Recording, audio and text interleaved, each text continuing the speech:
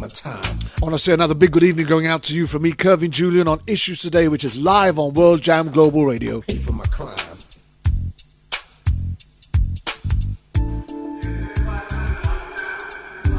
I've got two really special guests here for you today. My time. I paid for my crime. I already did my Brenda Kalmeyer, and I hope I pronounced that right. And my dear friend Jerry Summers. Paid for my crime. Self-defense or murder.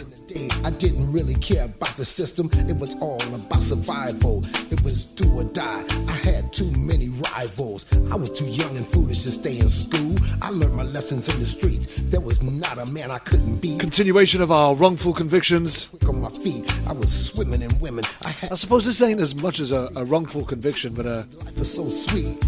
I think as we begin to hear the facts on this particular story, I'm a changed man. I'm hoping that you're going to be able to realize that about being no gangster, life is too short to spin it all. This was an unjust sentence. With this living hell, already did. But don't let me make your mind up for you.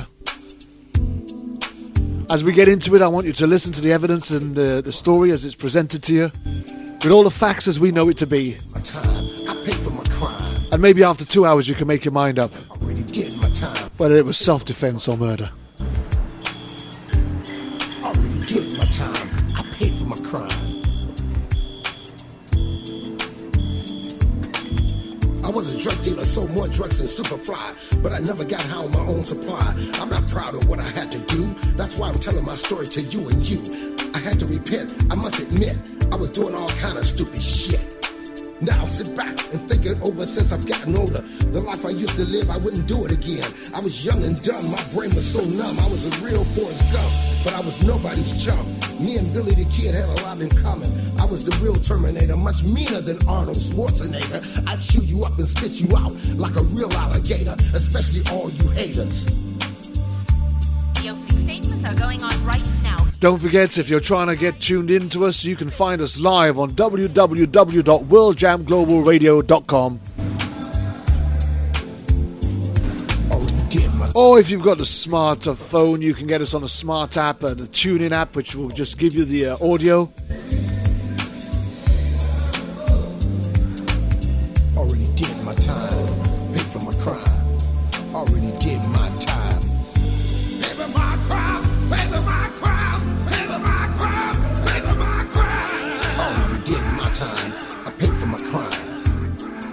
Already did my time, I paid for my crime. I'm trying to get this felony off my back so I can get my life on track and have the right to vote and live like an ordinary citizen again. This is my message to all of my friends in the pen, statewide, worldwide. There was not a man I couldn't beat. One of the other questions that I constantly ask myself I was swimming in women. Is just how comes over the we're coming across these kind of stories week in and week out, changed the whole and we're talking to God-fearing families. Man, don't need no gun in my hand. It ain't about being no gangster. Life is too short to who spend their lives raising their children upright, cope with this living hell, doing the best that they can. Did my time. I paid for my crime. Already did my time. And then they're left asking themselves, how did we find ourselves here? Already did my time. I paid for my crime. The enemy is hard at work, my friends. Already did my time. I paid for my crime. I was a drug dealer, sold more drugs than Superfly, but I never got high on my own supply. I'm not proud of what I had to do. That's why I'm telling my story to you and you. I had to repent. I must admit, I was doing all kind of stupid shit.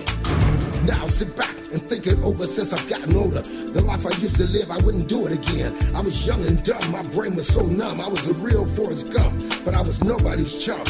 Me and Billy the Kid had a lot in common. I was the real Terminator, much meaner than Arnold Schwarzenegger. I'd chew you up and spit you out like a real alligator, especially all you haters.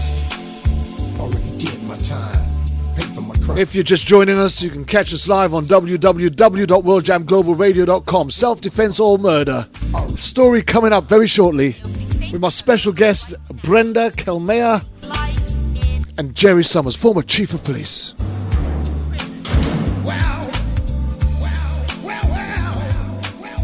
advocate, activist, author.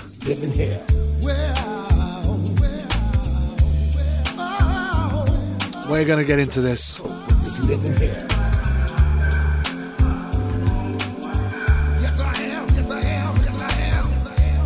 Trying to cope with this living here. Coming out to you live from the United Kingdom, a place called Coventry, the West Midlands of the United Kingdom. My name's Kervin Julien. This is World Jam Global Radio going out to you worldwide. And today's program, Issues Today, is featuring a self-defense or murder. As we forgive those who trespass against us. The injustice. Not into temptation, but deliver us from evil. For thine is the wrongful conviction of Joel Atkins. Amen.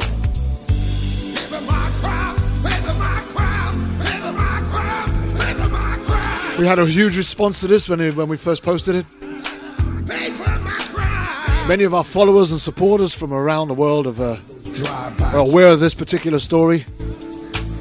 It ain't about nothing. And as you come to hear, let him cast April the 25th, this year will be 9 years since he was sentenced. And have the right to. And we're still waiting for justice. And again, this is my message to all of my friends in the pen, statewide, worldwide, and put down those knives. Stop stabbing each other. Yeah.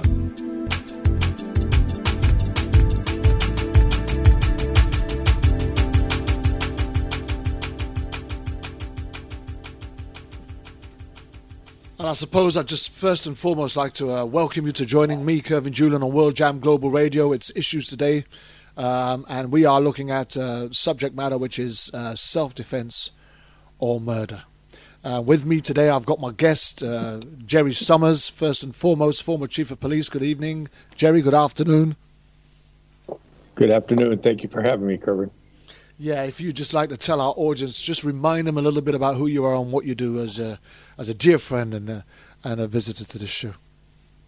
Certainly. I'm a retired chief of police. I spent 16 years with the department where I raised from the bottom of the barrel, the code enforcement and meter maid, basically, to chief of police.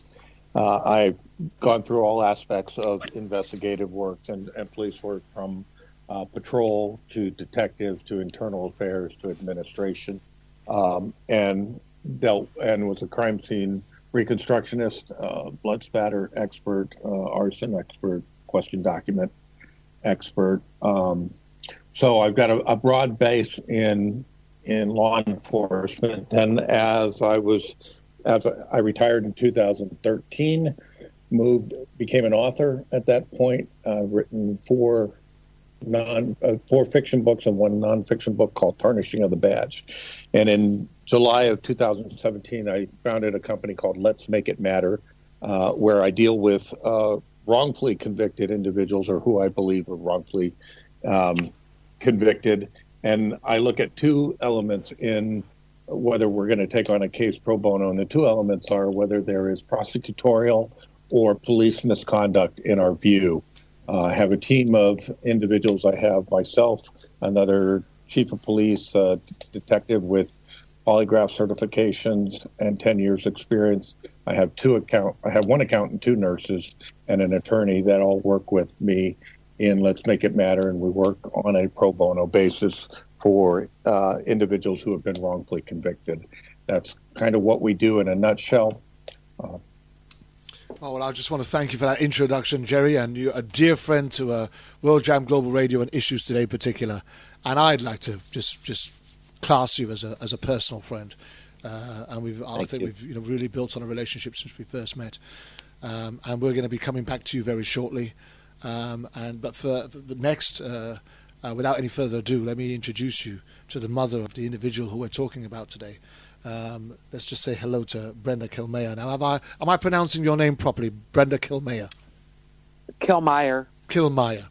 Okay. How are you doing, Brenda? I'm good. Thank you. And you're Joel's mother. I am. And I would imagine that you've been Joel's mother all his life. I've been his mother all his life and definitely proud of him. You know, the funny thing is, I think nobody knows the pain more than a mother's pain. A mother's pain is the most strongest and hurtful of pains, especially when their child is going through something, right? Tremendous. You know, Tremendous. Nine times out of 10, when your child is in pain or your child is suffering, you want to go to their aid and you want to help them get through this. But I suppose that this is one of the things that you feel almost powerless to be able to make a difference with. They're most definitely powerless most of the time. Going to give up? Absolutely not. I want the truth out. Well, before we get on to Jerry, let's just ask you a few things. Let's just lay down a foundation, shall we? Tell us a little bit about Joel. What was he like as a child growing up? You know, right from his earliest of years. You know, your first memories of him as a child growing up, and what your expectations might have been looking way back then. Joel was always a blessing. I'm not going to sit here and say he was perfect. Joel made his fair share of mistakes in which he learned from because of the consequences. Through his life, like I said, he made his fair share of mistakes, which if I knew he was responsible, he was held accountable. There were several situations growing up through school, and a lot of people know that in Pennsylvania, a lot of kids going to school are put through the system for other people to benefit. There was a couple situations where they tried to railroad Joel, and I stood up for him, and it got to the point where I was pretty fed up, and I ran for school board. And I sat on the school board for 4 years, and can I honestly say I was liked? Absolutely not, because I brought the issues forward that I felt needed to be addressed. I just stood up for what was right. You know, what they were doing with these kids was wrong. I can honestly tell you that I had several kids coming to my home asking me for help with situations, and I never turned a kid away. With the things that went on with Joel growing up, he decided that he wanted to become a police officer and to make a difference in the world. And for this to happen to him just completely, it's affected my whole family. I've had kids come here and tell me how thankful they were that they had Joel in school, because they would be being bullied and Joel would step in, and you know, he took a lot of kids under his wings that were either bullied by teachers or other kids. And my middle son is a good friend of one of them, and this young man was grateful for Joel.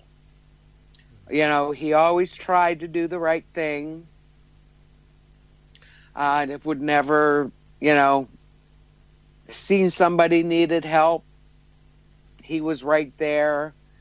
You know, if he was out and about and seen somebody stuck or their car broke down, you know, he was there to push them off the side of the road or to give whatever assistance he could.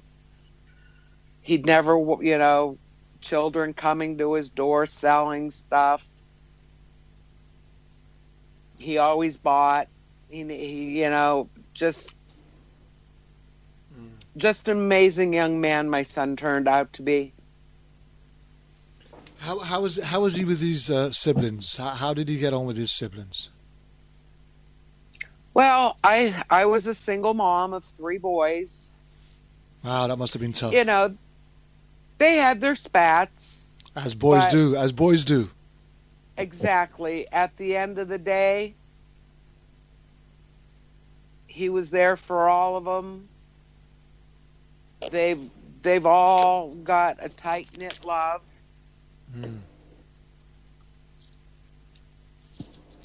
Okay, And so even did you have any children, Brenda?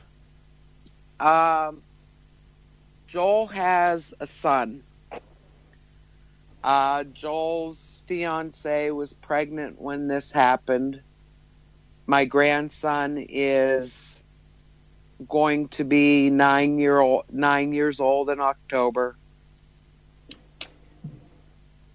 Wow. So there's still a lot of his life left undone and stuff to do, right? He's never been able to relationship with his child as a free man. No, no, sir. Is Joel's son old enough to understand that his father's incarcerated and why? I've basically left that up to Joel. And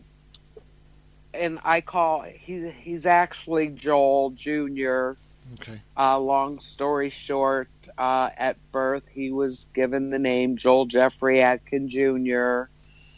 But mom's no longer in his life except part time. The mother's mother is raising him, and she did have his last name changed. But I do take him to see his father. Beautiful bond, but he needs to be part of his son's life. And I mean, a couple weeks ago, upon a visit, we were talking about the situation, and he said, Mama, he said, it really bothers me that the choice that I made that day, that I had to make, that I took this man away from his children. And I said, Joel Jeffrey, yes, I understand that. But had you not made that decision that day, the shoe would have been on the other foot. As that's where we are right now, and this is where we've got to. Maybe we can come back to different things throughout the time that we're going through the show. But let's talk about what did happen on that fateful day. Explain it to us as best as you know it. And if you need any assistance, maybe Jerry can come in and support you on that. Well, and I'm going to be honest, and I'm going to give you their version first. Yes, please, yeah. Only in fairness, but what they claimed, that they had a party going on, and Joel turned onto the side road and was speeding, and the young man that's life was taken yelled for Joel to slow down, and Joel got out of the car and just shot him. And that's basically what came out in the media and in the papers. But my son's version of it is, completely different, and I understand. This young man was related to the arresting officer. So okay, so that's the police's version of events. What is your son's recollection of what took place? What my son said is and I knew he was on his way to my house because I had just talked to him. And you can see that call on the cell phone records. But I used to write Joel's checks for his bills, and then he would bring me the money. So I knew he was on his way to my house. And I had just talked to him. It was a beautiful day. He said he was on his way. I jumped in the shower, and that's when I got out of the shower, and I have a police scanner. And I heard it come over the scanner. Attention all cars. We've got a guy on 911 who's got a guy at gunpoint. The other kid's got a knife.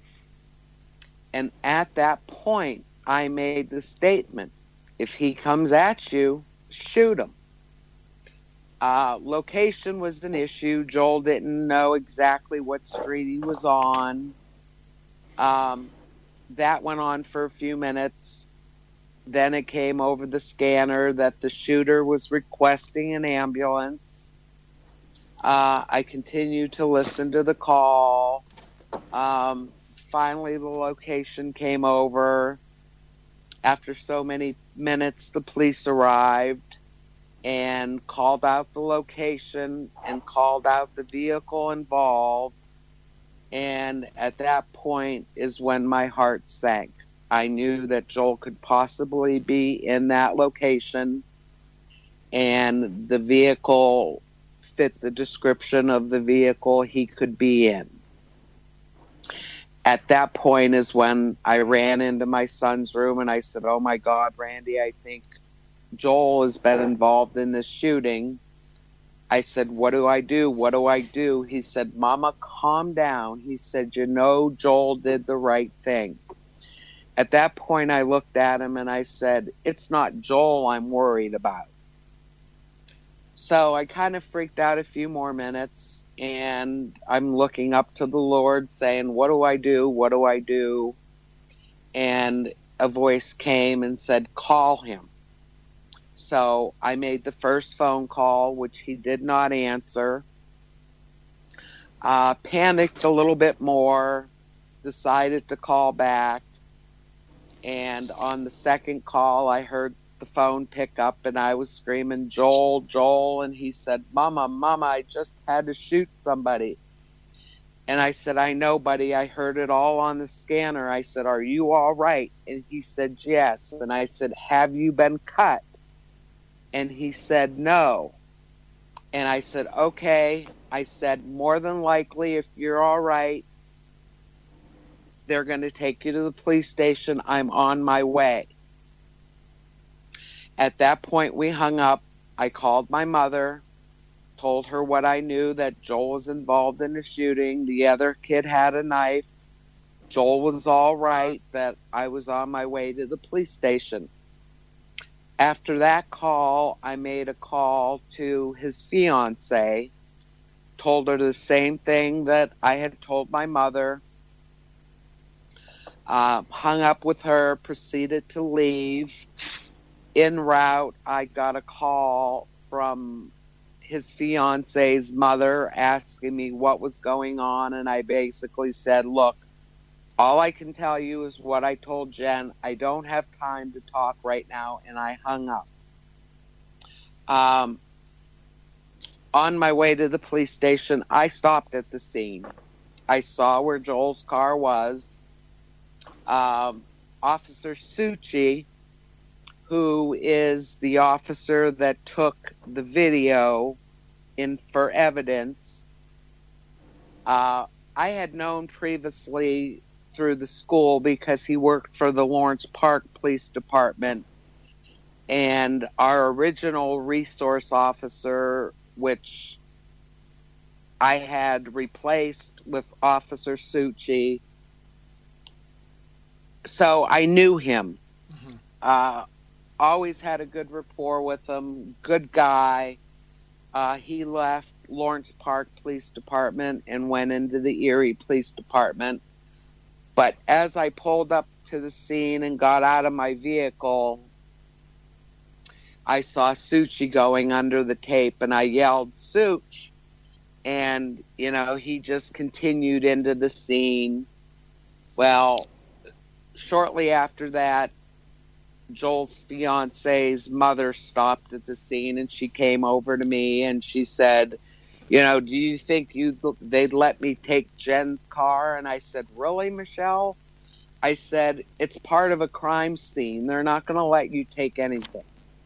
Well, she proceeded, "Well, I'm going to ask anyway." And I said, "Well, you do what you have to do. I'm headed to the police station." left, proceeded to the police station, explained who I was. They said that, they had my son in the back. Someone would be out to talk to me.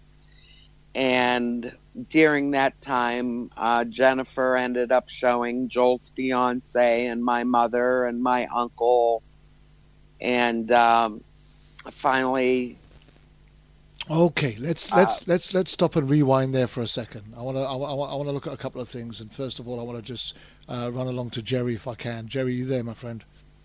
I am indeed. Okay, so here we have this situation now where somebody has been shot.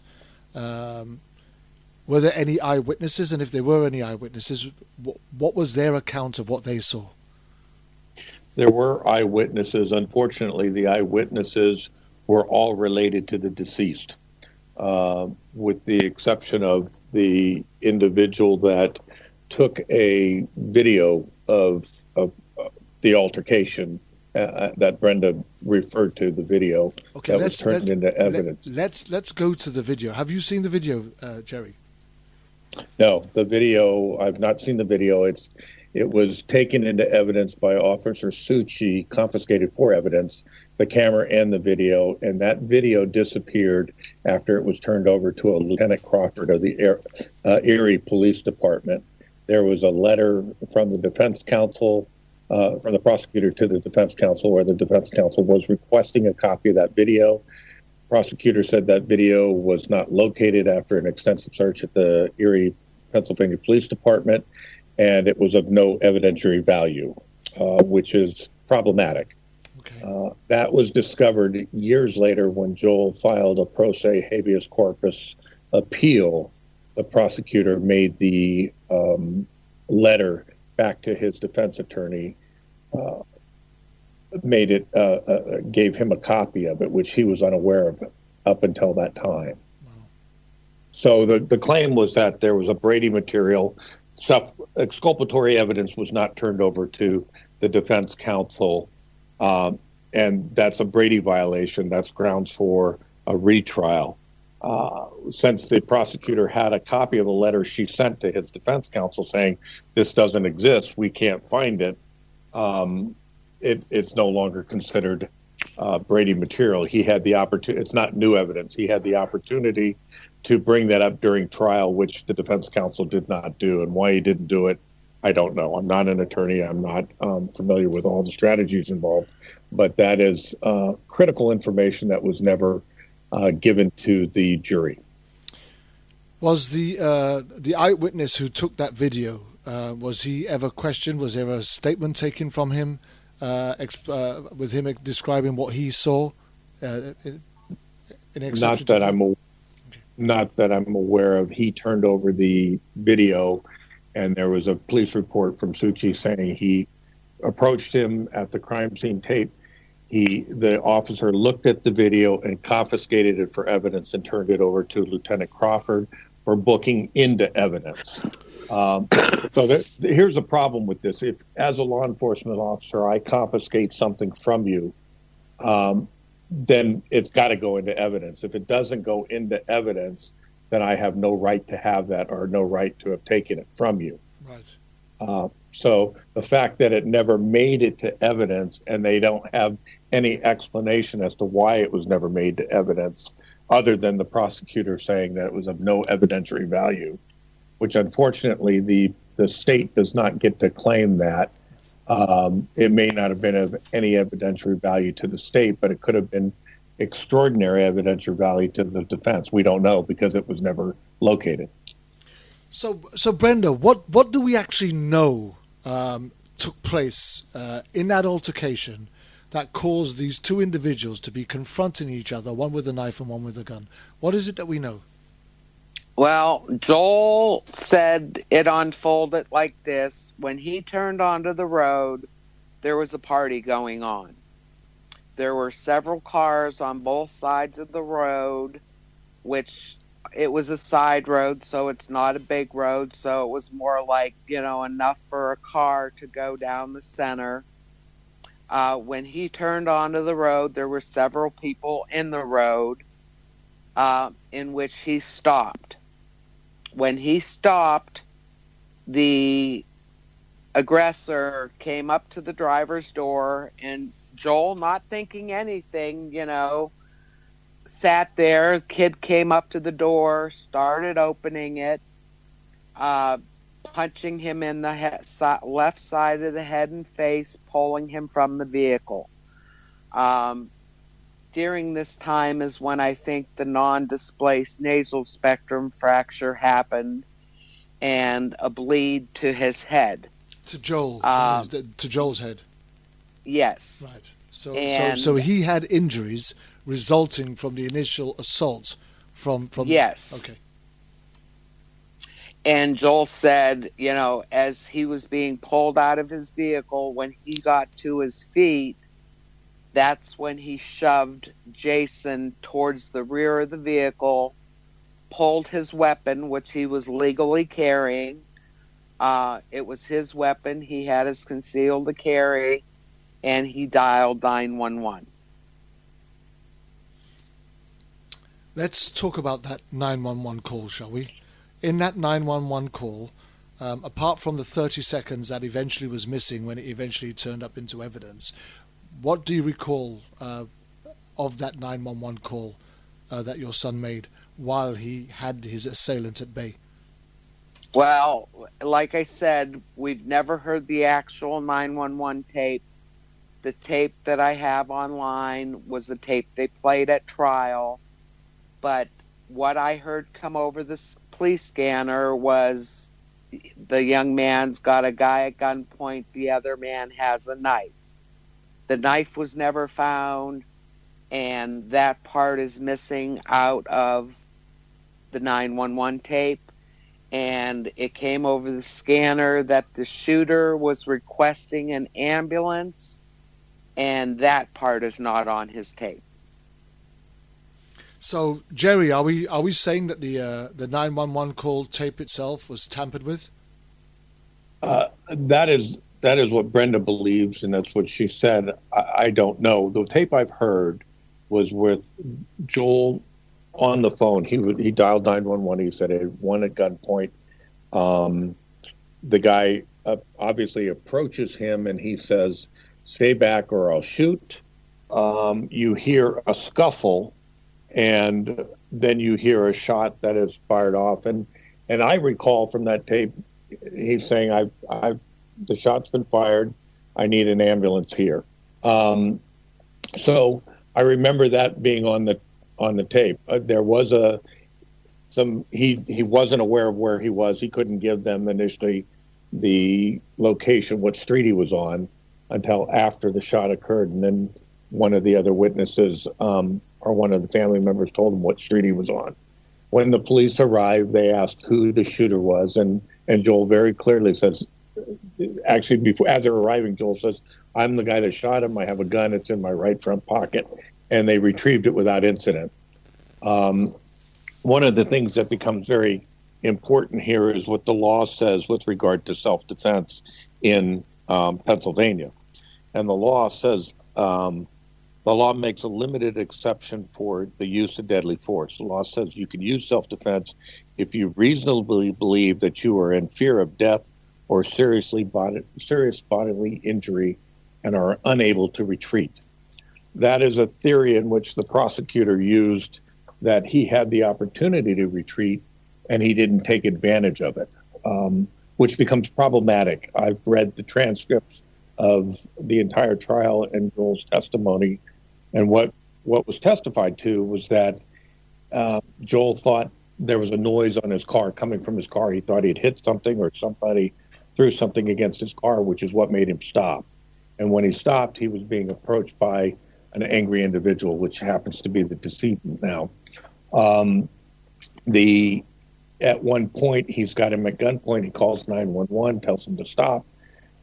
And the individual attacks Joel, sliding across the trunk of his car, hitting Joel, and then getting him into a headlock. And what becomes very important in this case, when you look at a self-defense claim, is that Joel, after medical examination, had evidence of petechial hemorrhaging going on in his eyes. And petechial hemorrhage is tiny blood vessels in your eyes that are ruptured during the course of strangulation or some type of suffocation.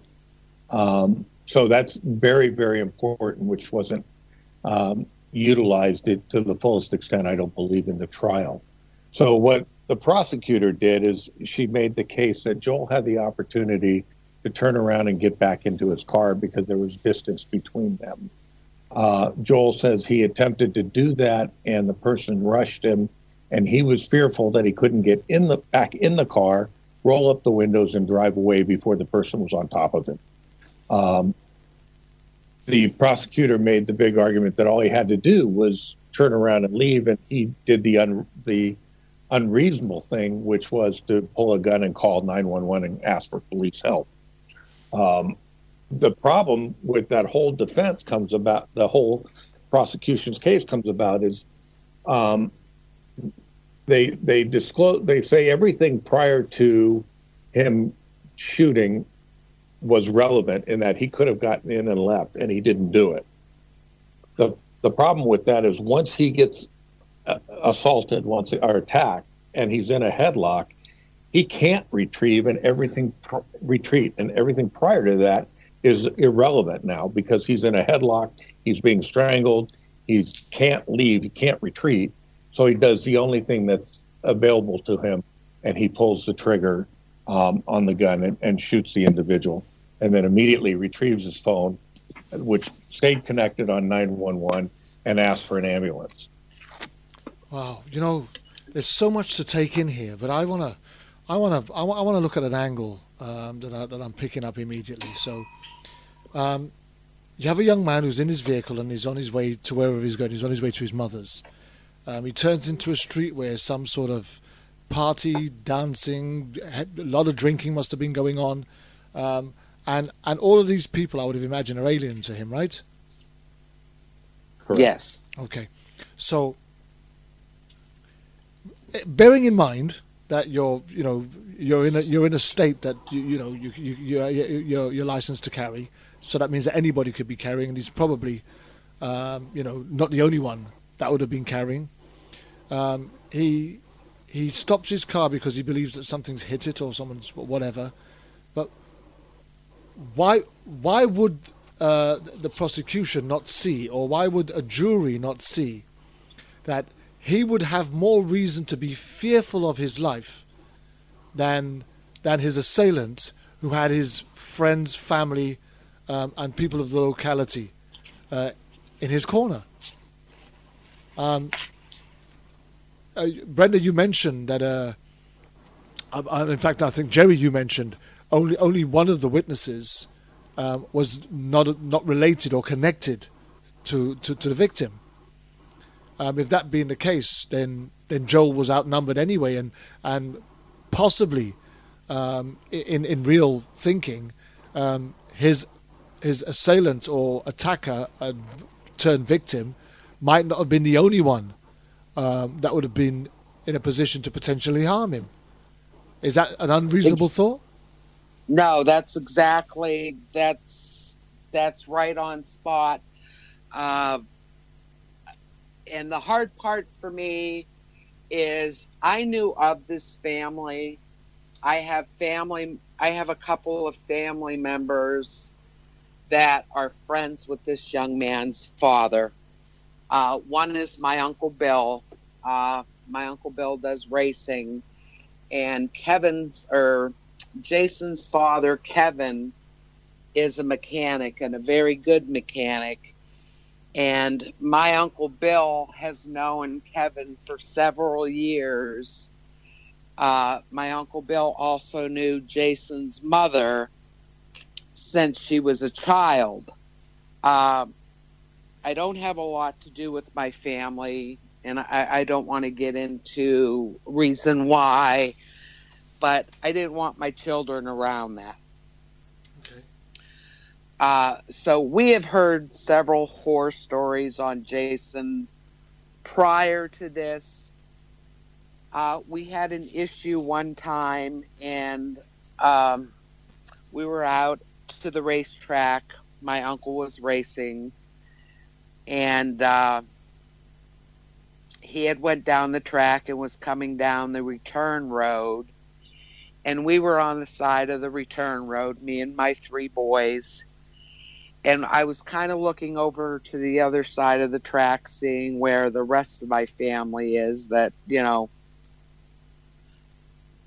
upon walking back to where my Uncle Bill would park his race car, we had a young man screaming obscenities at me and my boys, what the blank are you looking at, and calling me a fat bee. And I just said to my boys, look straight, keep walking, let's get out of here. Well, when I got back and I said to my uncle, I'm like, do you know who that is? I said, I explained to him, what he had said and blah, blah, blah. And my uncle said, oh, that's Kevin Sachs' boys. He said, stay away from them. They're nothing but trouble. He said, their own father said that someday Jason was going to cause a family grief. And what his dad meant by that was he thought Jason would take a life one day. And I believe I sent you the police report where it took like 5 or 6 officers to get him in control at a call that was made on him. And he ended up striking one of the officers, and he wasn't afraid to, well, let me say that my son wasn't the first person to ever pull a gun on him. My other family member, who is also married to a gentleman that is good friends with Kevin, and he had to pull a gun on Jay one day, and thank God that the dad and other people were there. They got Jason, and the situation didn't escalate. But I know, and like I said, through other people telling me that, and I believe when Jay went up with this charge against striking an officer, he was given the choice, either do time or go to the military. And he went into the Marines. And from what I understand, he went AWOL and he received a dishonorable discharge. He doesn't sound like a very nice fella, but here's the thing, Jerry.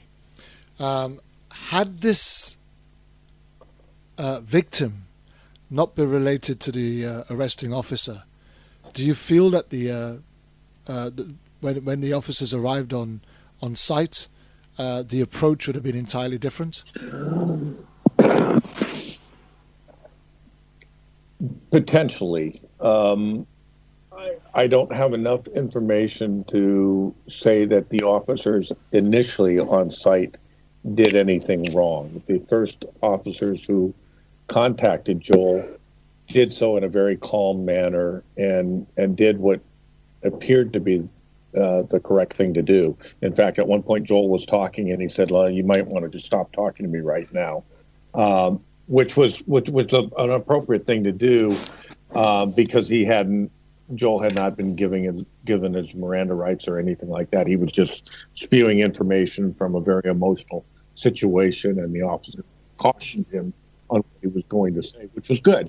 The problems occur from my standpoint in the trial and in the loss of evidence is where I see a major thing. I want to also back up a little bit in that when the first confrontation occurred between Jason, the deceased, and Joel, it was the way it was related in court was that it was just those two.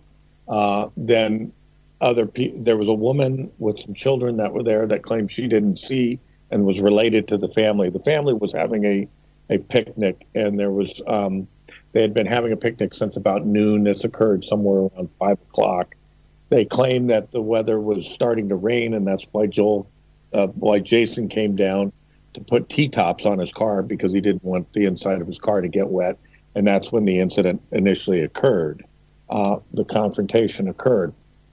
The problem comes about in that you have a prosecution that's claiming the defendant in the case didn't do everything he could do to leave, and you have and saying that the fact that the guy is attacking him is irrelevant to the case. That's a critical key to a self-defense claim. The other thing that's important to recognize is that the individual who was eventually was killed was nearly twice the legal limit in alcohol consumption and had prescription medication on board as well, which he was abusing. So you have a highly intoxicated individual attacking somebody who had no signs of any type of medication or alcohol or drugs in his system. And yet the jury heard from the prosecutor that everything that Joel did by not leaving the scene everything after that is irrelevant because he had the opportunity to flee and he didn't. My point is that once you're in a headlock and you're being strangled, you no longer have the ability to flee and you have to defend yourself. That makes perfect sense, but I think what makes even more sense is that, as you've already pointed out, they had been partying since midday. This is 5 hours into their party. Call it a picnic, whatever you like. These are young people. There's going to be beer, there's going to be booze, maybe a bit of smoking going on all sorts of stuff. But I would have imagined that emotions were kind of up, and you're really upbeat with yourself because that's what alcohol does for you.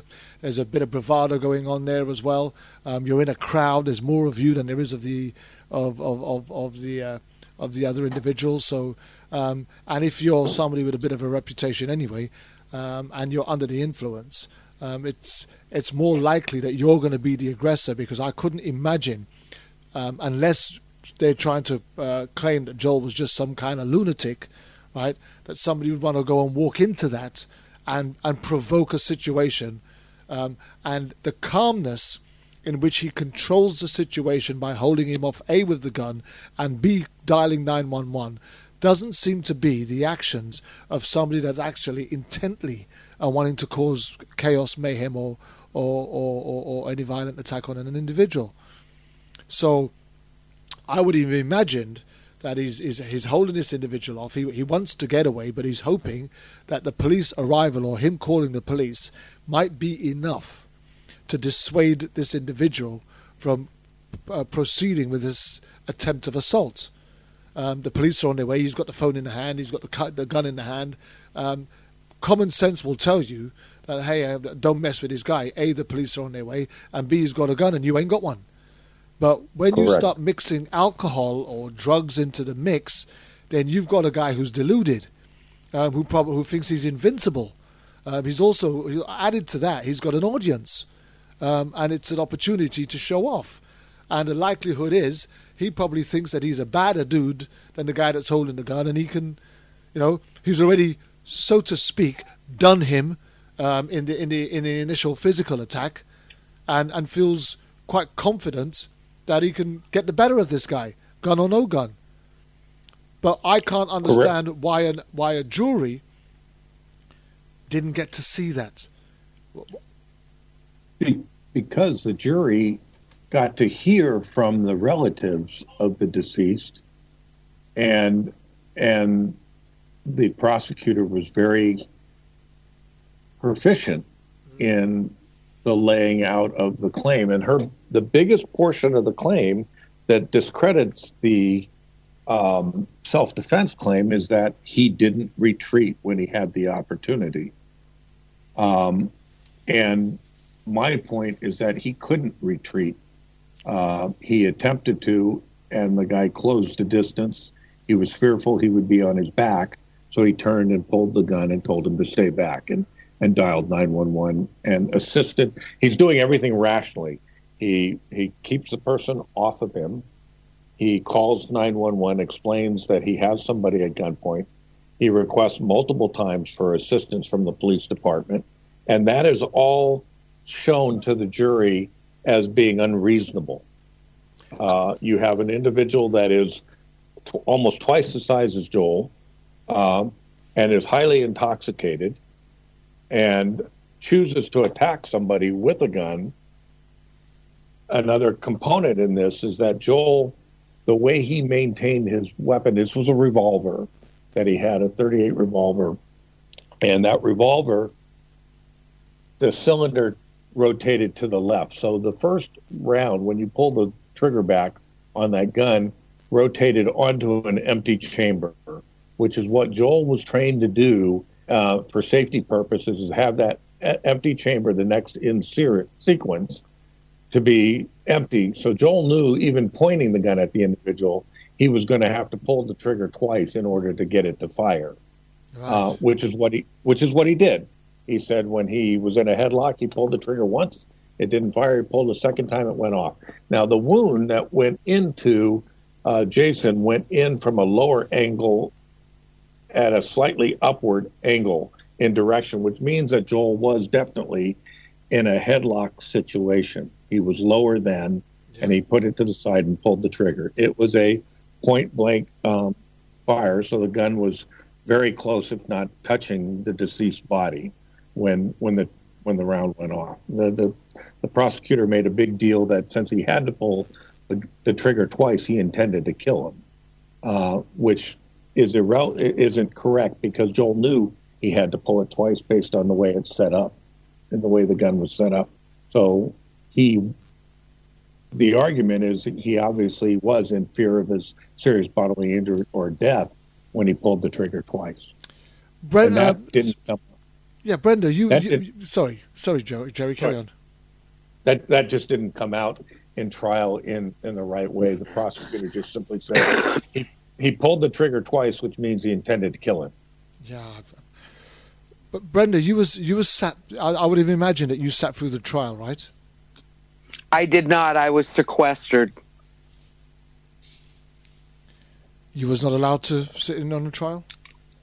Myself and my middle son were not allowed to sit in on the trial. We were sequestered. I do not know why, and Jerry, I do want to just clear one thing up. We knew about the video. We knew about the video before the trial even happened. That letter to the DA from the DA was in, I believe, June or July before the trial happened. July, and that's when I told you we had the court-appointed attorney. And, that's when I saw he wasn't doing things right. After I received the 911 transcript, I had left his office and I was in my vehicle reading it, and I received a phone call from my son saying, "Mom, did you get the transcripts?" And I said, "I did." And he said, "Do you see the issues?" And I said, "I most certainly do." And that's when I went back into the court-appointed attorney's office and I said, "Look, I feel you're trying to railroad my son." I said, "These transcripts aren't right." I said, "You haven't made any attempt to get this video." I said, I'm not very happy. And at that point, I basically, told Joel to write a request saying that this attorney did not have his best interest in mind. But Joel never did that. And, he keeps telling me no, but I honestly think that maybe there was some kind of threat going on behind the walls to have him just smooth sail through it. But at that point, I ended up having a fundraiser. I sold 50/50s. My mom went and borrowed money from a loan company And at that point, we ended up bringing up an attorney from Pittsburgh, John Pushinsky. And now that it's all done and over, and this is speculation, but John didn't have his best interest in mind either. John had conveyed to Joel that he needed to switch up his story to make it more sound like their side. I was furious over it. I've always brought my kids up to tell it the way it happened. If you didn't do it, you never admit to something you didn't do. But that's where the story came out that, you know, he was going over the road and something hit the car. But that's not what happened either. So here's the thing.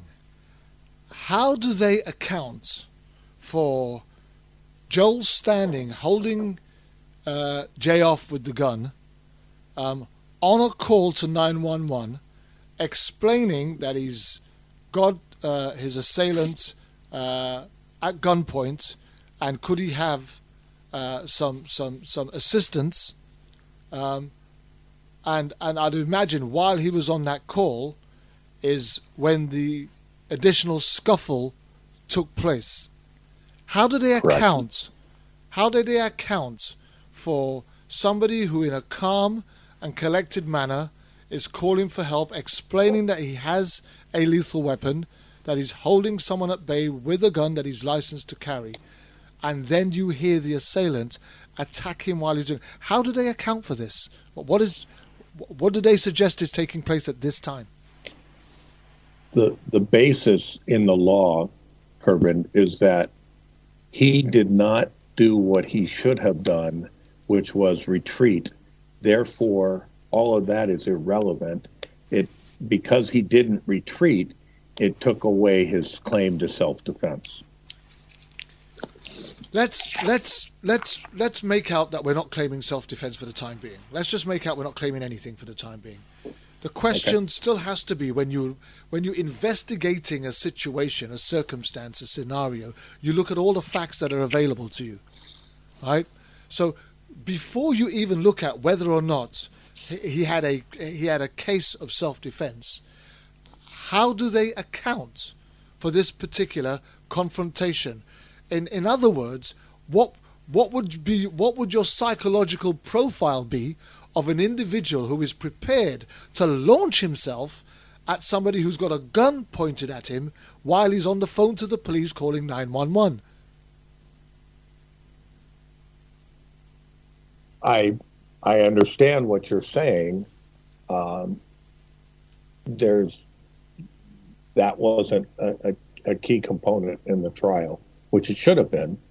I mean, I absolutely agree with you. And if you want to take the self-defense out of it and you just look at Joel's actions, everything he did was reasonable and measured. Absolutely, calculated, calm. You know, he's got his bearing in mind that. Let me just ask one question before I go further. Did they concede that Jay had originally attacked him while he was in the vehicle, with all these other injuries that were later to be confirmed? Was that accepted? No. So, how did Joel receive those injuries if an altercation hadn't already taken place? I'm sorry, Jerry. No, go ahead, Brenda, and then I'll respond. Even in later that night at the police station, they ended up taking Joel to the hospital because Joel was having face and head pain, and that's when they found the non-displaced nasal spectrum fracture and the possible bleed in the left side of his head. But if you look at the DA's letter about the video, they claim they never got any medical records either. So then you only have two scenarios. Either Joel had an altercation with his assailant, victim, or he had the crap beaten out of him by the police. How else would he have these injuries? Exactly. So, Well, and it was also brought out at trial with the coroner that Jay had fresh wounds on his knuckles. And that led into, he was a mechanic. That's how those happened. Jerry, how does medical information, evidence such as the injuries suffered by Joel, not get admitted or presented at trial in a defense that would justify his fear of his life and the reason why he felt that he needed to hold this individual at bay and was not prepared to turn his back and give him another chance or another run at him? I wish I could answer that question. I don't know. That's one of those perplexing questions. Let's back up for a minute. It is clear that Joel had injuries. It is clear from the 911 tape that he was attacked while he was on the phone. Now, whether the injuries occurred at the vehicle with the initial attack or whether they occurred when he was punched holding the cell phone and holding the guy off at bay with a gun at gunpoint, we don't know. The fact is, though, that he had injuries. He had a displaced nasal fracture, non-displaced nasal fracture, and we know he had petechial hemorrhaging. And the only way you can get petechial hemorrhaging is, i.e., there's some sort of medical condition that's causing it, or you've been strangled or attempted to have been strangled. That's what causes a lack of oxygen causes petechial hemorrhaging. So we know that he was strangled because that's his testimony. We know that he had physical injuries. That's also his testimony. And we know that the assailant had fresh injuries on his knuckles, which were explained away by he's a mechanic and he injured those while he was at work. So on top of that, if Jay was considered to be so unreasonable, then how much more unreasonable would the friends and family members of Jay be considered to be, bearing in mind none of them called 911 while their friend and family member was being held at bay with a lethal weapon? You would have thought that they would have been the ones who would have been in need of 911 support if Joel was such an aggressor. Correct. In fact, the father ran back into the house saying he was going to get his own gun. That was the brother, Jerry. Brother, okay, while Joel was on the 911 tape.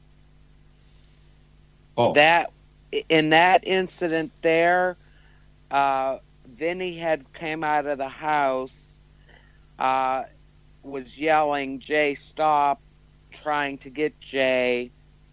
That's when Jay jumped the car and got Joel in the headlock.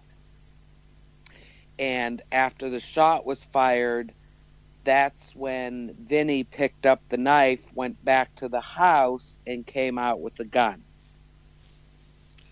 If Joel, because they both begin with J, you're going to get confused here. If Joel was intent on killing Jay, because the charge was murder, the conviction was murder and not self-defense. If Joel was intent on killing Jay, then why didn't he just shoot him when he was shooting over the bonnet towards him to attack him again? Well, and that was my big thing. You know, why did you even let him get that close? And I know Jerry has read the witness statements from, oh my goodness, I'm not going to be able to give you the name, the father and the daughter that were working in the garage. Yes. And in those statements, it says several times that Joel tried to back up to his vehicle and Jay kept advancing. Did it not, Jerry? It did. It did.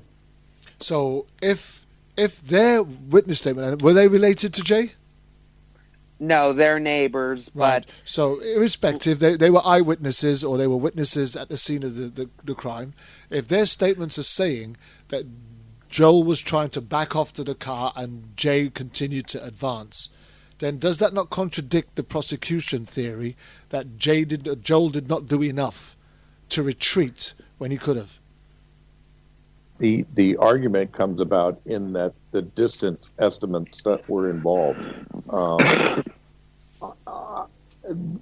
The prosecution presented that they were 72 feet apart when this started, and Joel could have gotten into his car and left. Joel's position is that as he attempted to turn, Jason rushed him and closed the distance very quickly and continued to close the distance. So he didn't feel safe in getting in the car and leaving.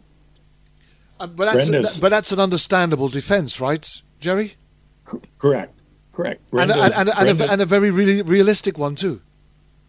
Very, very much so. And all of that becomes irrelevant under the self-defense claim once Jason's got a hold of Joel.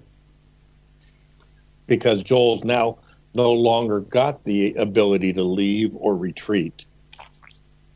So he does have a valid fear of bodily injury or death and does not have the ability any longer to retreat. Do you know what I find extremely amusing? And I don't think anything about this case is amusing, but here's something that just strikes a funny bone with me.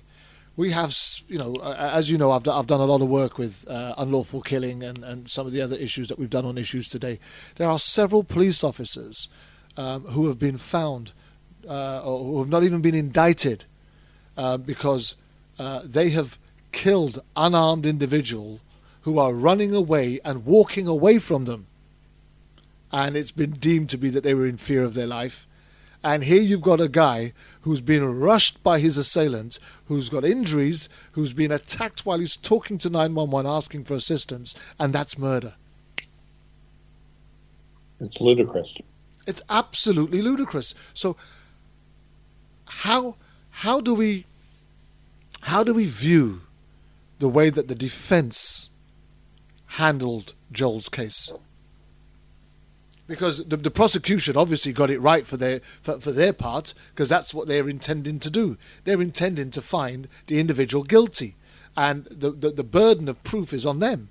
They've got to try and prove that the defendant is guilty, and by any means necessary, obviously. And we don't trust them as a rule, because we know that the DA is crooked, it's corrupt. We know this.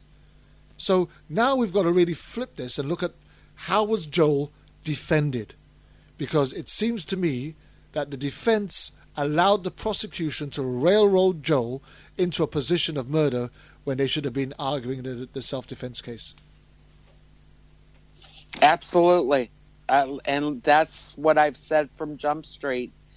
And, this is assumption too, but when we brought up the paid attorney from Pittsburgh, the judge basically said, this was in November of 2009, Joel's trial was to be in January of 10, and I had been talking to John since probably June or July, but when he came up in November to switch counsel, the judge basically looked at him and said, well, the only way I'm going to switch counsel is if you can tell me you will be ready by January, because we're not postponing this any longer.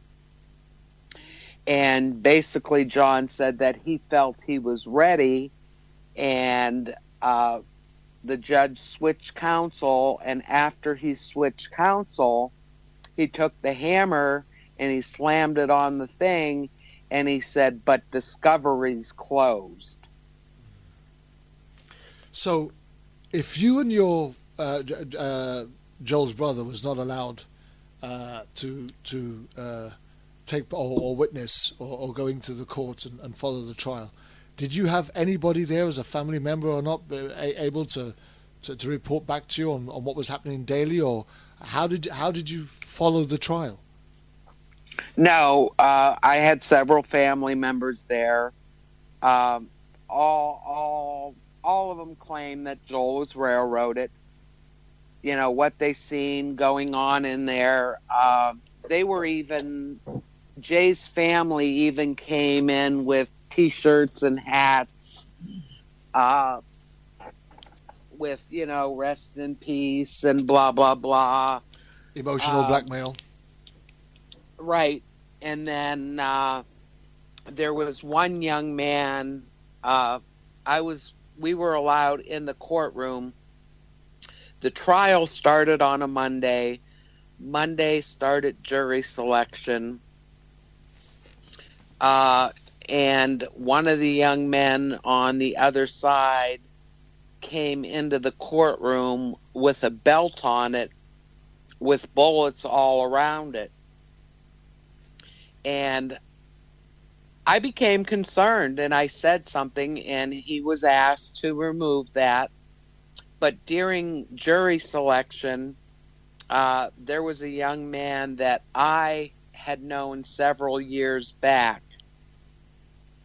And I told John that I knew this young man, that our friendship ended because I didn't like the way he was going in his life. And I felt it was a conflict of interest. But this young man was picked for the jury.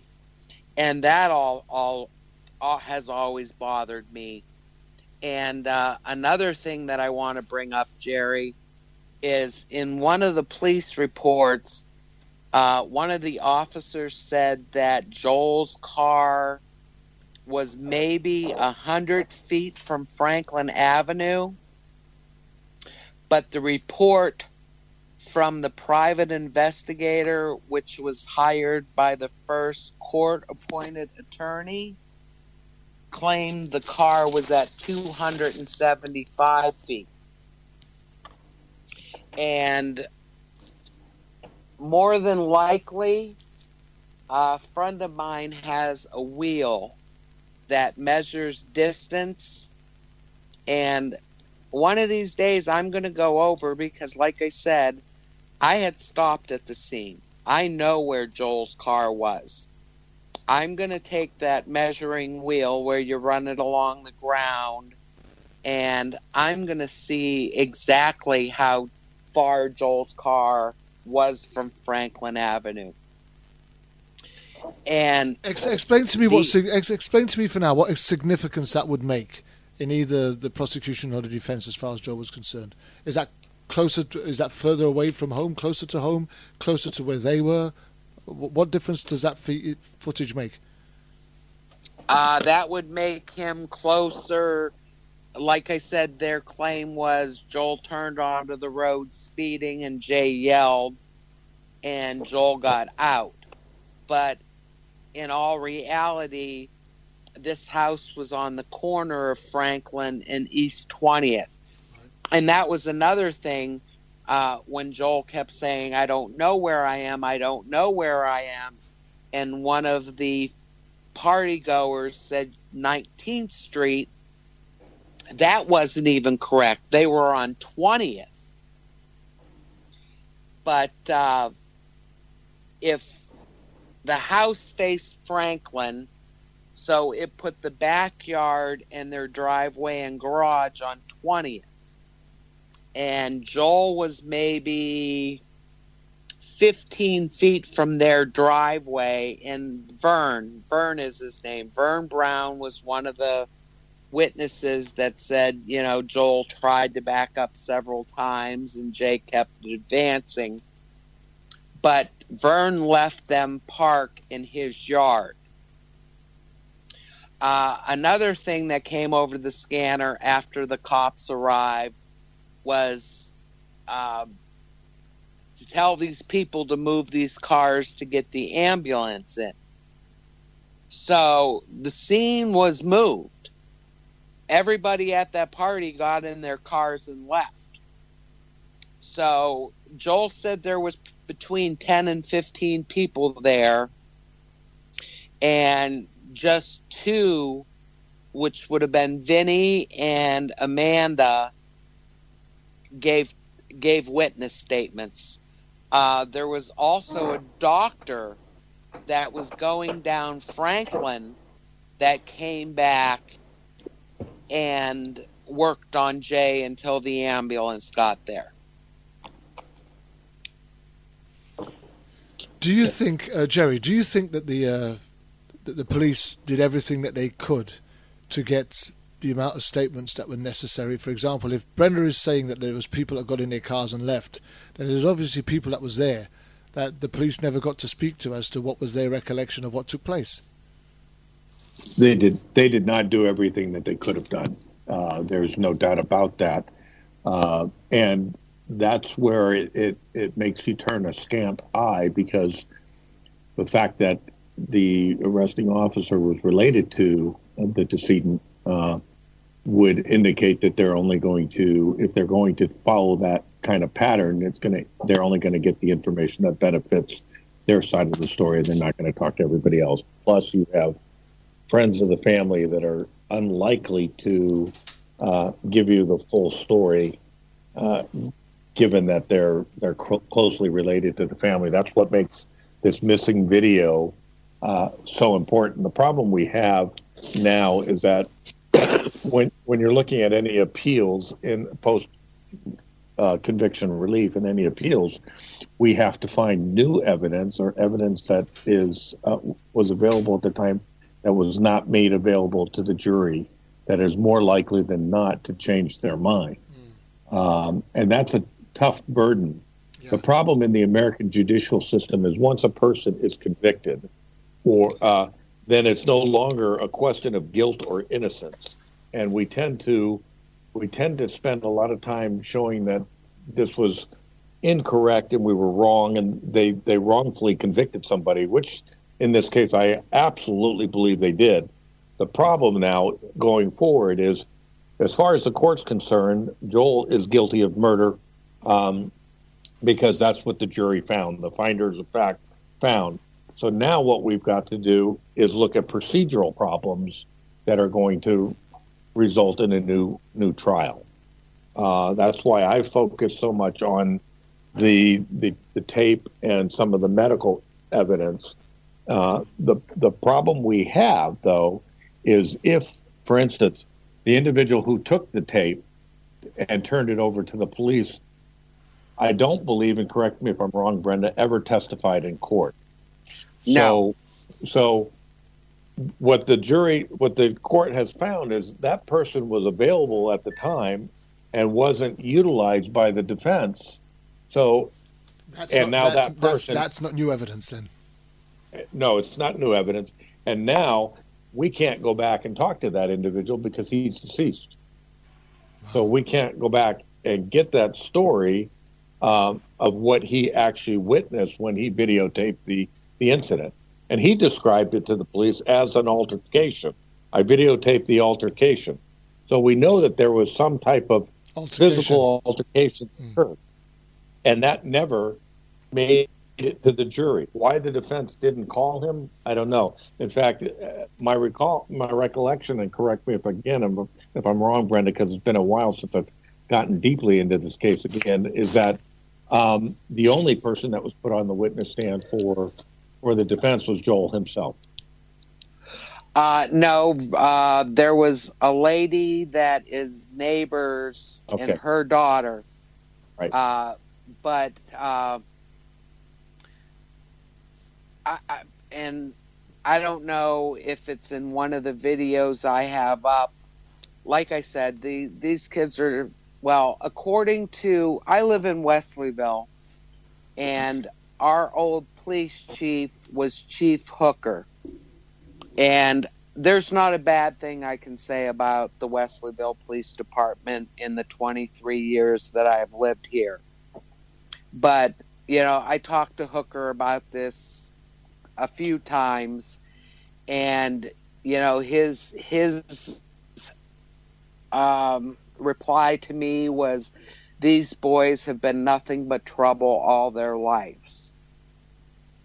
And the two witnesses that the defense called are neighbors. And at the time of the shooting, they had a 4-foot high fence around their property. And since the shooting, they have extended this fence to about 6 feet high. And the corner that is in Vinny's driveway, they've literally got like a blockade from the front of the road down Vinny's driveway, because I am assuming, but I have a feeling they had to put up this shield because Vinny would taunt their animals. But, like I said, I could go down there right now, take a picture, and you would see this shield that these people have put up. And, people don't want to come forward because they know of the connection and there could be retaliation. But it's truly sad. They made my son look like a monster. He was far from a monster. Joel was brought up right. As I said, I'm a single mom. I have 2 boys with college degrees. My youngest son has a state inspection license. They all graduated from high school. They never flunked any grades. I was hard on them. I kept them in sports. There was times where I had to step into dad mode, and I did. But I brought them up right. It sounds like you did. I just want to go back to one other thing, because Jerry was talking about trying to look at it from a procedural point of view. Can I just ask this question, Jerry? From a procedural point of view, the moment a police officer arrived on site, on the scene, and it was noted, realized, acknowledged, recognized that he was related, connected to the family, was there an awareness of a conflict? Should he not have stood down and somebody else stepped in? He should have been ordered to step down, yes. So how, for the love of God, was he allowed to continue investigating, questioning, putting together information that would convict somebody, that would, that affected somebody that he knew that he was connected to? How was that allowed to proceed? And why wasn't that challenged? It shouldn't have been allowed to proceed, and I don't know why it wasn't challenged. I mean, in a situation, if I'd have been in charge of that situation, even as a sergeant or an investigator, as soon as I realized that we had an officer that was related, I would have removed that officer. It may have been initially when you get the initial setup and you're trying to get control of the scene, I can understand that. But as soon as that scene was controlled, that individual should have been removed from it altogether and had no part in it. So, because of the fact that it even if nothing was done wrong, there's the appearance of impropriety there. It's conflict, absolute conflict. Yes. Yes. I've worked as a support worker, and as a support worker, which is a less responsible position than somebody who upholds the law. And when I worked in the homeless, I was not allowed to interview anybody who was trying to get an entry that I had connection to. And in fact, when my son came to stay here for a while and he had nowhere to stay for a while, I was told that it would be unreasonable for me to expect my son to be able to be given a place to stay where I worked, even though he was homeless at the time. So how much more would you expect there to be an issue of conflict where you're talking about an officer of the law, where somebody that he's connected to or related to has either been killed or harmed in any way, to be involved in the investigation procedure at all? Brenda, why wasn't that challenged? I honestly cannot tell you. And, I kept screaming all this stuff.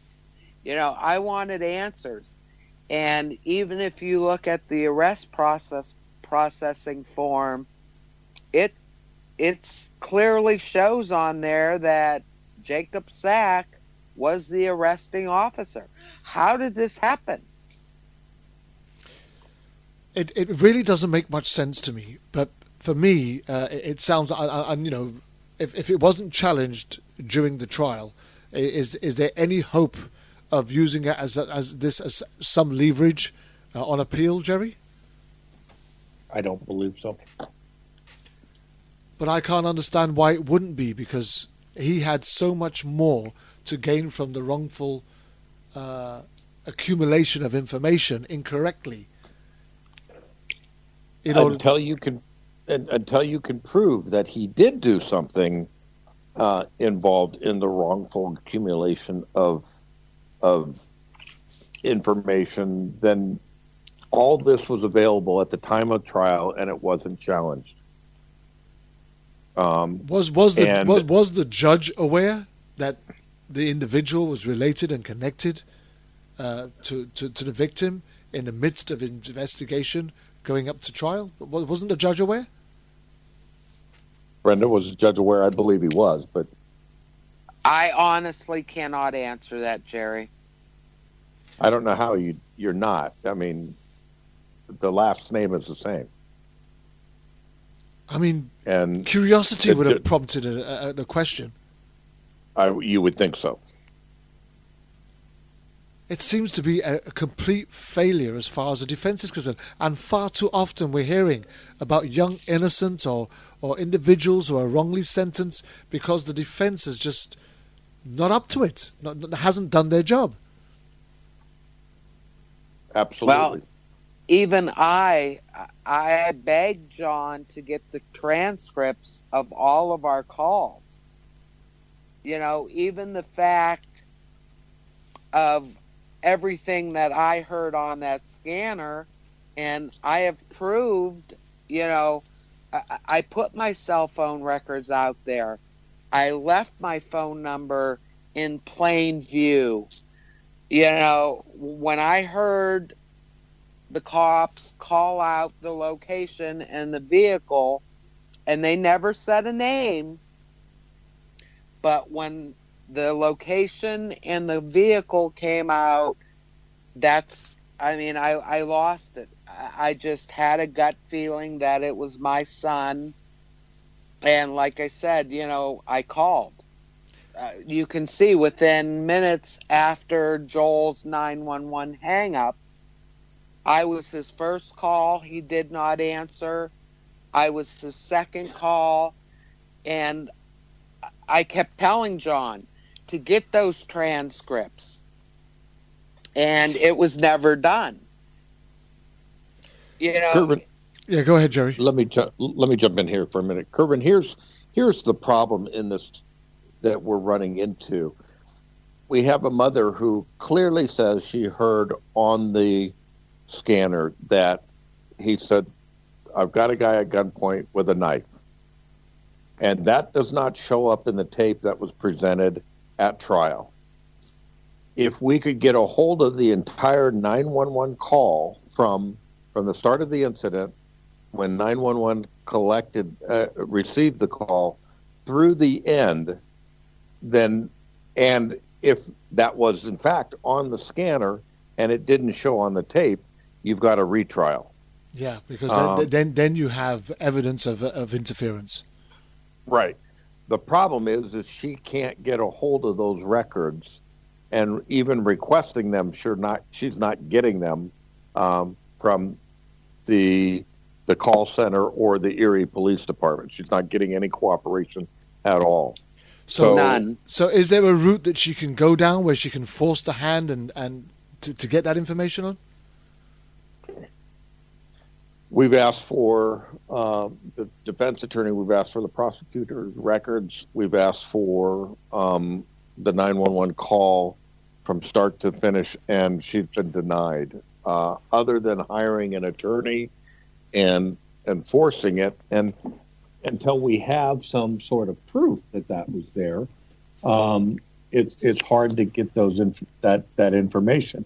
And she's being stonewalled by the Erie Police Department in getting the information, which becomes a critical part in any appeal that Joel may have. Well, I even requested the attorney to get the dispatch tape, Right. which was never gotten.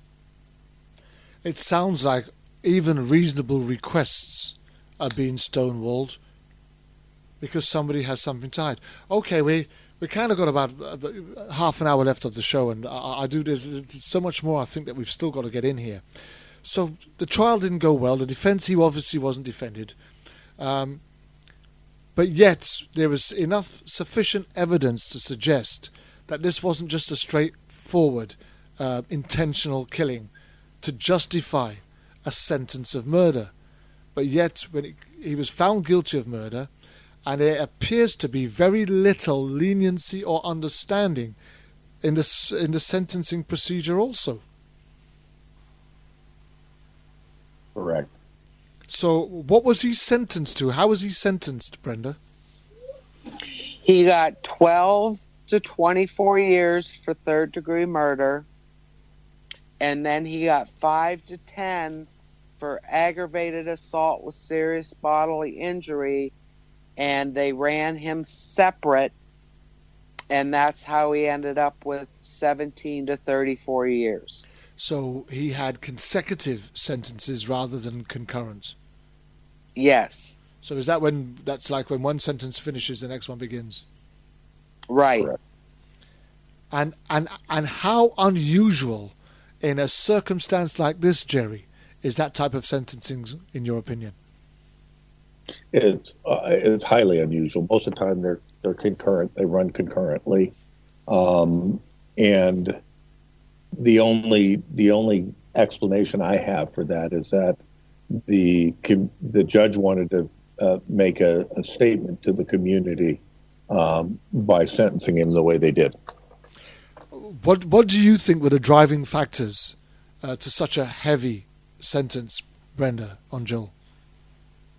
That he was related to the arresting officer. That Jay was related to the arresting officer, you mean? Yes. I don't believe they want Joel out so he can prove his innocence. So that's the arresting officer's issue, but does that say that that's a close knit family where you're talking about the district attorney, the judge, and everyone else connected? Is this a tight knit operation? Well, I honestly believe so, and I think I sent you. I done a couple screenshots on Jay's anniversary of the shooting on Facebook. There's always a post, and I had went on Vinny's Facebook site and I screenshotted some of the comments being made, and I believe I sent it to you. But on one of them, it's from an Aaron Conley that claims love you always, blah, blah, blah. Aaron Conley was the prosecutor. Wow. Aaron Conley was the prosecutor.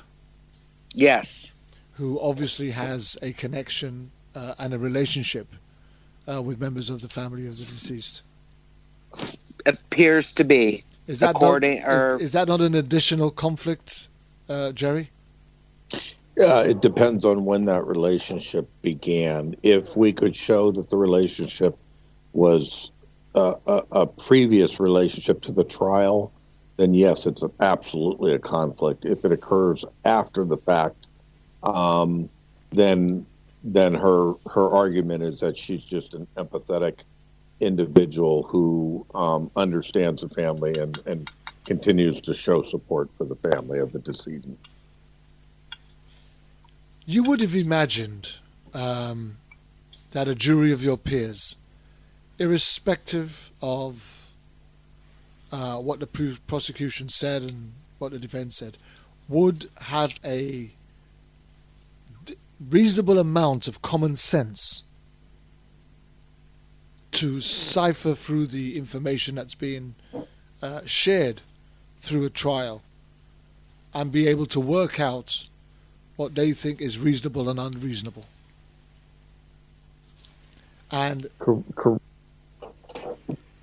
yeah, sorry, go on, Jerry. Correct, Kervin. Yeah, correct, Kervin. But again, this is why from the very beginning I started with the law in Pennsylvania as it pertains to self-defense means that if you're only allowed to use deadly force if you cannot retreat. Okay. And her whole opening statement and her closing statement was on the fact that had Joel been reasonable and just got in his car and left, then this person wouldn't be dead, and therefore the whole self-defense claim that Joel was making is not valid because he didn't leave when he had the opportunity, and by staying there, he predicated or prompted this actual attack that ended in the use of deadly force, which is ludicrous because everything that Joel did was reasonable, measured, and articulated. Only a lunatic would launch himself at a man armed with a lethal weapon. Or somebody highly intoxicated.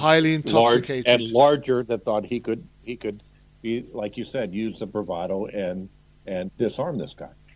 Absolutely. So for me, it's a case of why would a jury not be able to see through that information? If Jay was under the influence of prescription drugs and alcohol, launching himself at somebody who was in possession of a lethal weapon, how would a jury not be able to see through that evidence and return a verdict of self-defense? And the question for the jury was, he didn't leave and retreat when he had the opportunity to leave or retreat. And who decides? Who decides when that window of opportunity was available? You have a heated situation taking over. All right, let's just try and replay it a little bit. You have a heated situation taking place where the victim, the assailant, has already attacked Joel once. Joel's out of the car. He's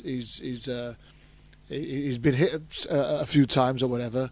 He's obviously surrounded or confronted by several people, and not just the assailant, because I'd imagine he would have been outnumbered because there was other people there with him. He's holding him at bay. There's a lot of adrenaline pumping because you've just been hit several times. You've tried to defend yourself a little bit. Now you've got him at bay, and you want to get out of there safely. There's a whole array of thoughts and things going through your head. How do I get out of this without further confrontation? Well, the best and you're trying to think on your feet. Best thing I could do is try and get some assistance here before this thing gets terribly out of control. This guy is off his head. Don't even know who he is. He's already attacked me once for no reason. He looks like he's likely to do it again. He's not paying any attention to what I'm saying, and I'd rather just get some police support here and let them bring this thing to a quiet end. Now, in all of that time, where does he get the opportunity to back off and get in his car? He doesn't. That's where the question and distance comes up as well. The point is, the case the prosecution made was that he had the opportunity to get in his car and he didn't. The defense did not articulate why well enough, and I don't know why. That even if you take all that, let's take the distance and everything and just throw it out of the way. What the prosecution is basically saying is Joel should have left, and he didn't, and that prompted the problem. And so that's it. Okay, that's what they're saying. Now, the problem with that is that you have attacks that occurred ahead of time and that kind of thing. But if you throw all of that out, he didn't leave. Okay, he had the opportunity to leave. He didn't leave. We'll acknowledge that. We won't say anything about the initial attack, and we'll acknowledge that. The problem comes about that once he had Joel in a headlock, the arguments before that, up until all that is irrelevant. Once he had Joel in the headlock, Joel no longer had the ability to leave. And that should have been the defense. Because, that should have been the defense. Everything else didn't matter. Joel didn't shoot him when he was at a distance. Joel didn't shoot him at any other occasion. The only time that the gun went off when he had him in a headlock, even after he'd have already contacted 911 asking for support, and this individual with a gun pointing at him in a state of lunacy launches himself at him. Correct. Now, if the evidence had shown that he was shot at a distance, then you could argue that Joel intended to harm him, even if not kill him.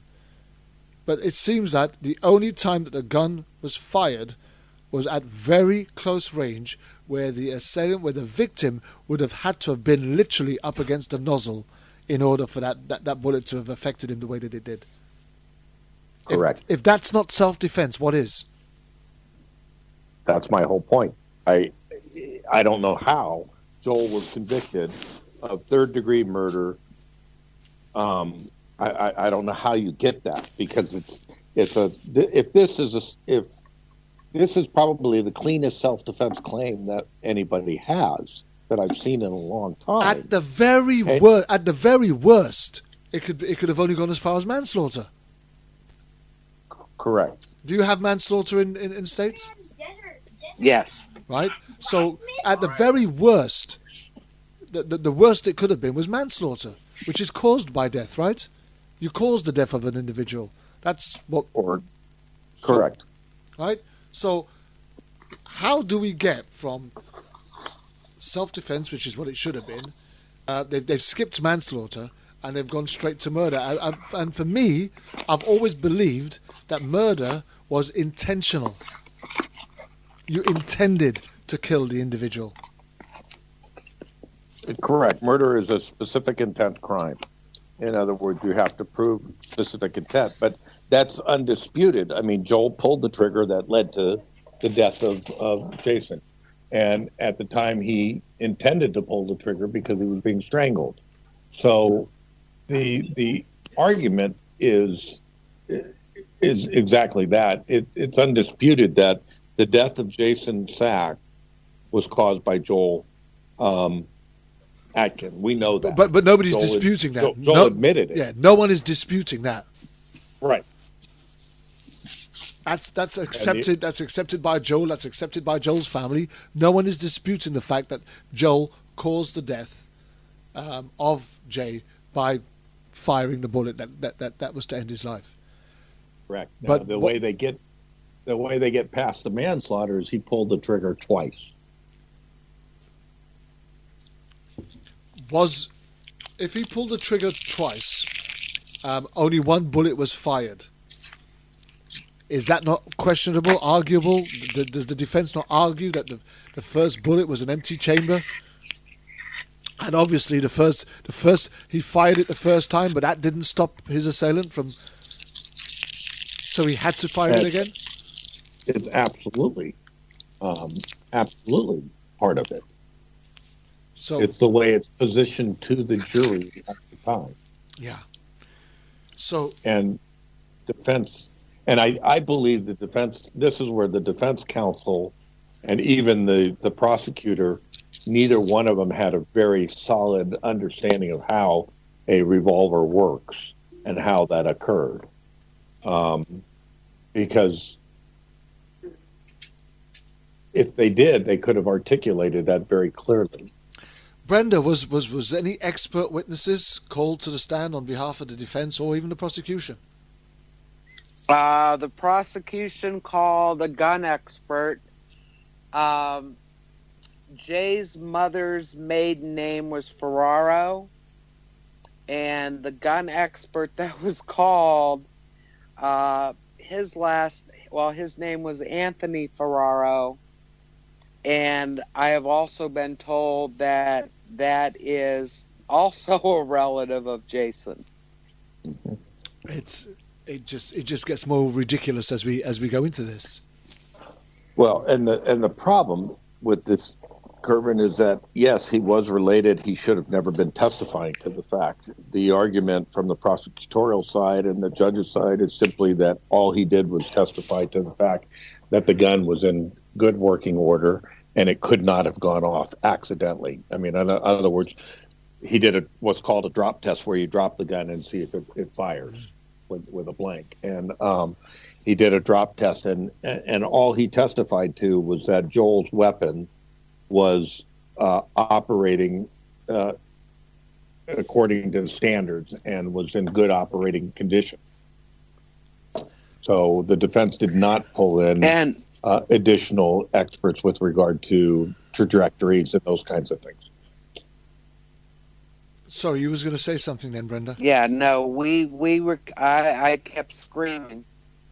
Well, and that was another thing, asking for a ballistics expert and all these other people, and basically, John just said, "Well, discovery's closed. We can't submit any new evidence." Saying, "Well, why aren't you filing motions?" And John's basically said, we agreed to be ready by January, that this wouldn't make a difference. Joel has now been incarcerated for 9 years. What's his mindset at the moment, Brent? Well, what's going through his head now?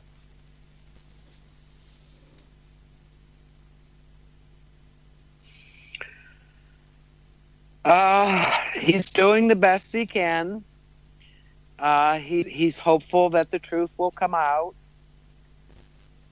He's doing the right thing there.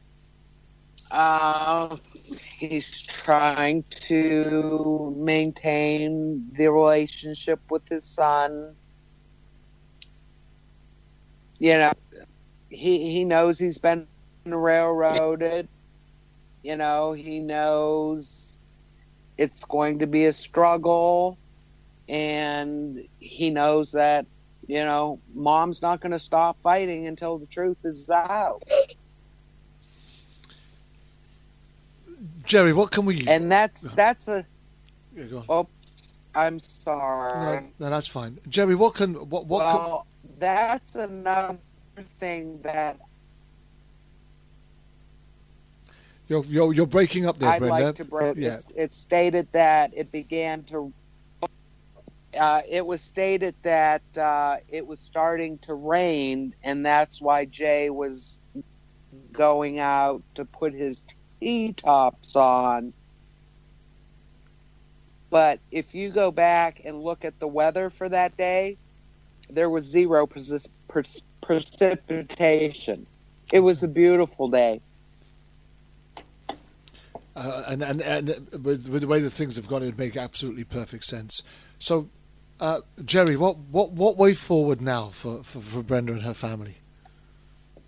The way forward is we need to get our hands on some additional evidence. We have to find something that ideally would get the whole 911 tape, if we could do that, or the transcripts from the 911, and show that there was additional information that was never relayed to. This is a problem we have in the United States all the time. If the prosecutor withholds evidence, it's very difficult to get it after the fact and to prove it. And until you do, it's not that would be considered new evidence. Something to that effect would be considered new evidence, and we have to find new evidence in order to get Joel a new trial, and that's what we're working on. So where do you go next, Brenda? What next for you? I'm just going to keep trying to get this information. I honestly believe, if we can get the transcripts from my cell phone company of that call that day, it will say everything that I said it said. I don't have any belief that it wouldn't. How has all of this impacted you guys as a family? It's tore our family up.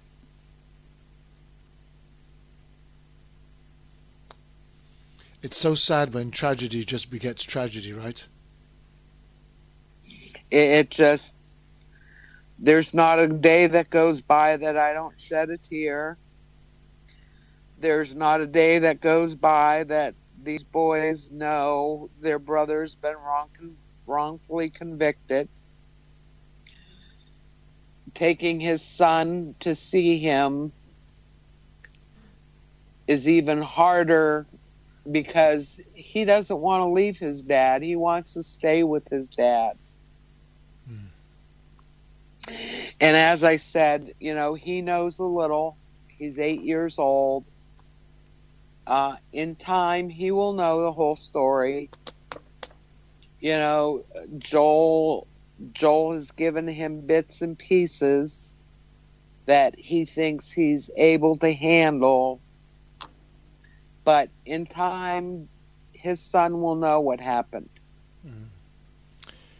And Jerry, surely there are some issues that need to be looked at as far as this whole investigation, prosecution and defense was handled. And I'm quite sure that you would see changes that need to be made in order to make sure that people get a much safer and just trial in the future. Absolutely. And I'm not done fighting for Joel either. The key to this, though, is being able to get to the information that we need to get to, because I believe once you've gotten that information, then the doors open widely. But having to get to that information is what becomes the key element here. And one of the problems is, in this kind of case, usually what happens is you either discover new evidence or you get recantations, either witness recantations or eyewitness recantations or family recantations. The problem we have here is the people that are not related to the family are deceased. And so in order to get a recantation, we have to go back to family or personal family friends. And you're not going to get that. That's highly unlikely. So what you're really focused on is getting to new evidence or evidence that was material at the time of trial and was not disclosed to the jury, which becomes the critical point in getting Joel a new trial. But in the name of justice, should not the district attorney's office or the prosecutorial establishment or law enforcement agencies or whatever, should they not be compelled to release information that's likely to put right a wrongful conviction? They are compelled to do so, but they don't. The fact if they don't, there's nothing. It's very difficult for people outside the system to get that information if they choose not to disclose. So how would you go about changing that system to make sure that no longer became a safety blanket for them? We're back to, you take away absolute immunity for prosecutors. You look at open records for prosecutorial files where there's mandatory disclosure that they list all the evidence that's there in their files, whether they choose to use it or not, so defense is aware of that. Those are the two major issues, because right now in the United States, a prosecutor can withhold information, exculpatory information, in order to get the conviction, and there's very little that judges or the system will do to them for doing that. And when somebody is wrongly convicted because they held information that could have changed the trial away from them, those people spend on an average 2 decades in prison before they get that information. That's absolutely shocking. Brenda, I want to leave the last words with you just before we go off air. What would you like to say to anyone listening in out there who lacks understanding as to what you and your family have had to go through for the last 9 years? Well, probably the biggest thing is this could happen to you. All of you that support your Second Amendment, be on guard. The day that Joel was leaving for the house, he had gotten halfway to his car and something said to him to go back and get his gun. He did. And I honestly believe that that gun saved his life that day. But to all the Second Amendment supporters, this could happen to you at any given moment. And know our system's not right. That, you know, the quotes that our country stands by, liberty and justice for all, and innocent until proven guilty, it doesn't exist. What it is money in their pockets, climbing the ladder to bigger, higher positions, and that's the rule of the land. Well, I'd like to take this opportunity for thanking both you and Jerry for being on the show today in pursuit of justice for Joel Atkins. Self-defense or murder. You make up your mind. My last thought on the matter is this. This appears to be no longer a case of fighting for justice, but it seems to be gameplay and who can play the game best. Prosecution, who has access to all of the resources available to them, plays a game of life and death with somebody else's life and says to the defense, well, if you can get it, you can, and if you can't, then it's just tough luck. I think things need to change if ever we're to see justice prevail in our society today. My name's Kervin, Julien. This has been Issues Today's Self-Defense or Murder on World Jam Global Radio. We're out of here. Thank you very much. World Jam Global Radio. This is Clarity. Jerry. You're welcome.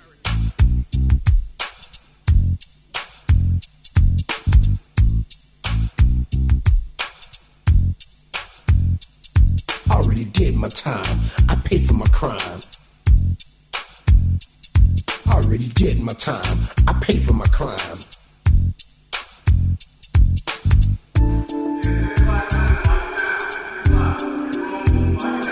Already did my time. I paid for my crime. Already did my time. I paid for my crime. Already did my time. I paid for my crime. World Jam Global Radio. This is Clarity. Back in the day, I didn't really care about the system. It was all about survival. It was do or die.